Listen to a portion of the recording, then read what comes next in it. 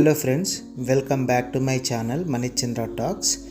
నేనైతే అహోబిలంలో 2 రోజులు ఉండి అహోబిలం మొత్తం కూడా ఎక్స్ప్లోర్ చేశాను.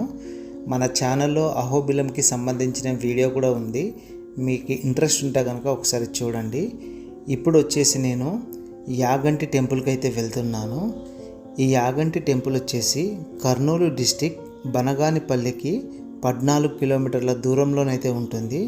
ఇది చాలా ప్రసిద్ధి చెందిన శివాలయము. ఈ ఆలయంలో శివుడు మరియు పార్వతి అర్ధనారీశ్వర రూపంలో ఒకే విగ్రహంలో చేయబడైతే ఉంటుంది. అందుకే దీనికి యాగంటి ఉమామహేశ్వర దేవాలయం అనే పేరు అయితే ఉంది.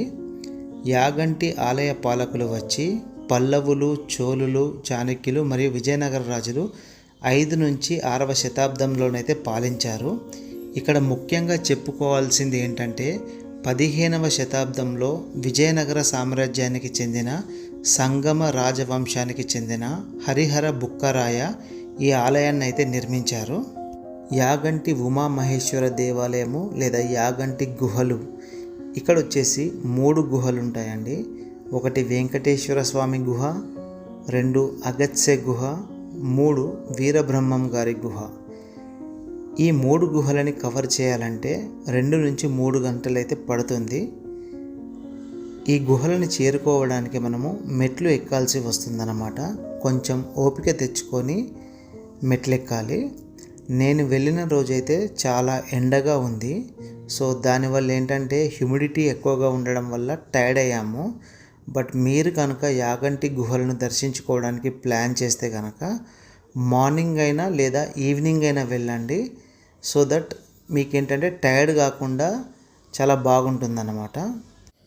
ఈ ఆలయానికి సంబంధించిన ప్రత్యేక కథనం గురించి అయితే తెలుసుకుందాం. అగత్స్య మహర్షి ఈ స్థలంలో వెంకటేశ్వర స్వామికి ఆలయాన్ని నిర్మించాలనుకుంటారు. అయితే ఈ ప్రక్రియలో విగ్రహం యొక్క కాలి గోర అయితే విరిగిపోవడంతో విగ్రహాన్ని ఏర్పాటు చేయడం సాధ్యం కాలేదు. దీంతో అగత్స్య మహర్షి కలత చెంది శివుని కోసం తపస్సు చేశాడంట. శివుడు ప్రత్యక్షమైనప్పుడు ఈ ప్లేస్ కైలాసాన్ని పోలి ఉంటుంది కాబట్టి శివుడికి బాగా సరిపోతుందని చెప్పాడు. అప్పుడు అగస్త్యుడు శివుణ్ణి ఒకే రాతిలో ఉమామహేశ్వరుడిగా భక్తులకు ఇవ్వమని కోరాడు.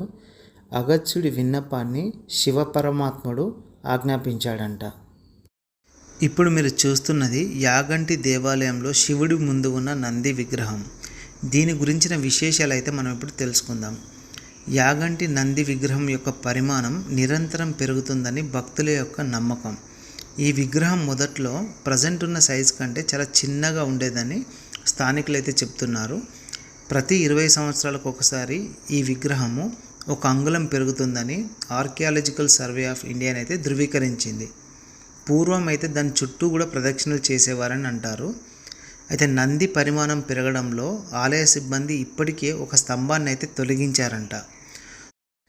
పోతులూరి వీరబ్రహ్మేంద్ర స్వామి ప్రకారం కలియుగం ముగిసే సమయానికి యాగంటిలోని ఈ నంది విగ్రహము సజీవంగా వచ్చి కాలు దువ్వి రంకెలు వేస్తాడనేది చెప్పడం జరిగింది.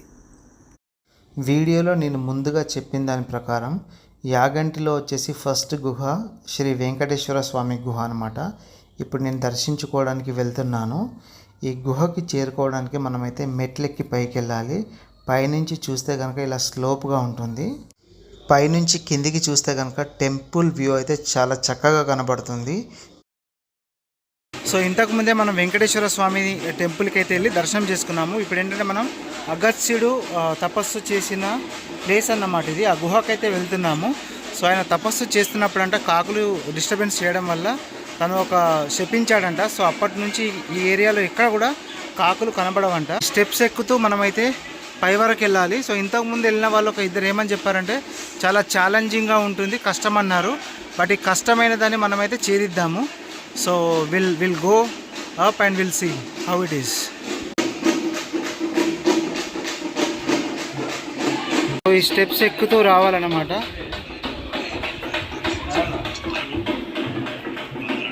సో ఇలా స్టెప్స్ ఉన్నాయి కదా, ఇవన్నీ కూడా పైకి ఎక్కుతూ వెళ్ళాలి.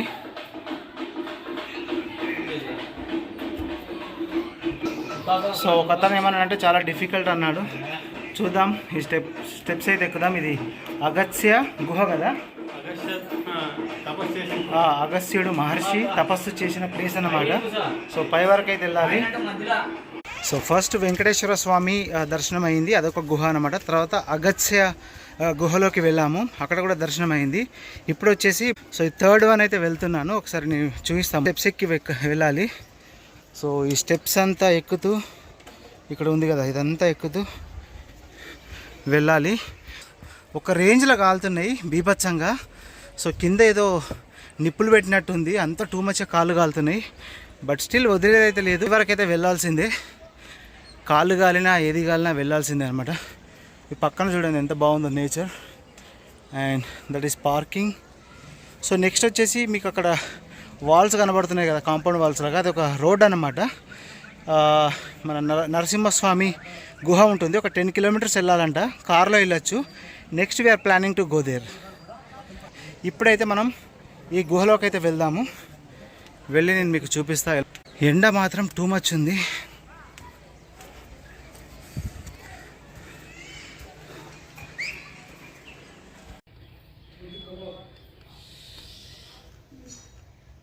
సో యాగంటిలో ఉన్న గుహనైతే దర్శించడం జరిగింది. ఆ గుహలో 3 ప్లేసెస్ అయితే నేను చెప్పాను కదా.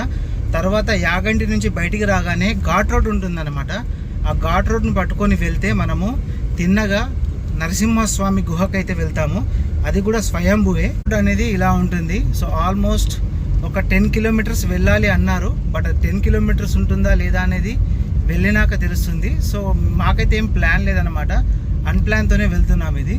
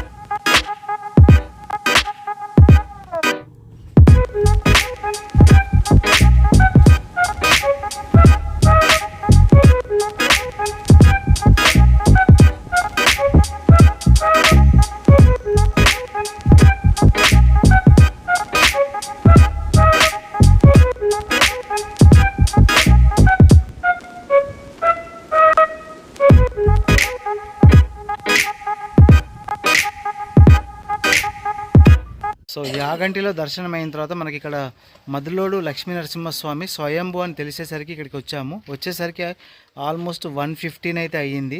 టెంపుల్ క్లోజ్ అయింది. మళ్ళీ తిరిగి 2 o'clockకి టెంపుల్ అయితే ఓపెన్ చేస్తారంట. కానీ అప్పటి వరకు అంటే నాకు లేట్ అవుతుందన్నమాట. సో ఇంకా మేము ఏంటంటే తిరిగి హైదరాబాద్కి అయితే స్టార్ట్ అవుతున్నాము.